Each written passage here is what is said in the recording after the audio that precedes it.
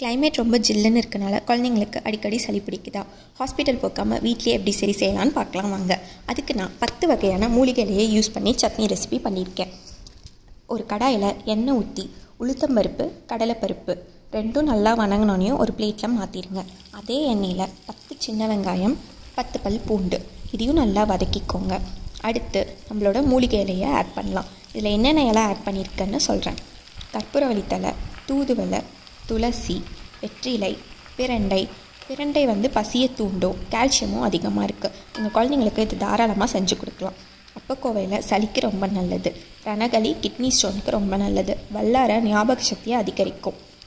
புதினாவையும் கொத்தமல்லியும் ஒரு ஃப்ளேவருக்காக நான் இதில் ஆட் பண்ணியிருக்கேன். இந்த இலையெல்லாம் நல்லா வதக்கிக்கோங்க. அப்போ தான் இந்த பச்சை தன்மை இல்லாமல் இருக்கும், சாப்பிட்றப்ப நல்லாயிருக்கும்.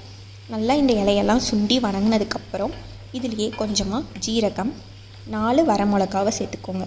உங்கள் காரத்துக்கு ஏற்ற மாதிரி நீங்கள் வரமிளகாயை ஆட் பண்ணிக்கோங்க. நான் 4 ஆட் பண்ணியிருக்கேன்.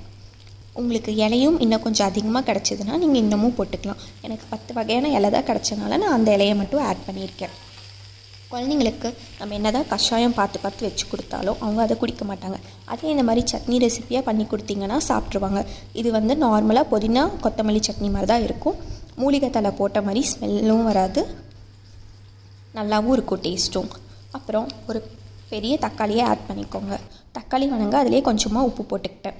அப்புறம் அரை மூடி தேங்காய், இது எல்லாத்தையும் ஆற வச்சுட்டு ஒரு மிக்ஸி ஜாரில் மாற்றிக்கோங்க. நல்லா சாஃப்டான டெக்ஸ்சருக்கு அரைச்சிக்கோங்க. அரைச்சதுக்கப்புறம் அது ஒரு கிண்ணத்தில் மாற்றிக்கிட்டு ஒரு தாளிப்பை கொடுத்துடலாம். கடுகு, வரமிளகா, கறிவேப்பிலை இதை ஆட் பண்ணி தாளித்து அதிலே கொட்டிடுங்க. அப்புறமா சூடான 2 தோசை சுட்டு அதோடு இந்த சட்னி வச்சு சாப்பிட்டா சூப்பராக இருக்கும். இது இட்லி, தோசை, சப்பாத்தி எல்லாத்துக்கும் நல்லாயிருக்கும். ட்ரை பண்ணி பாருங்கள்.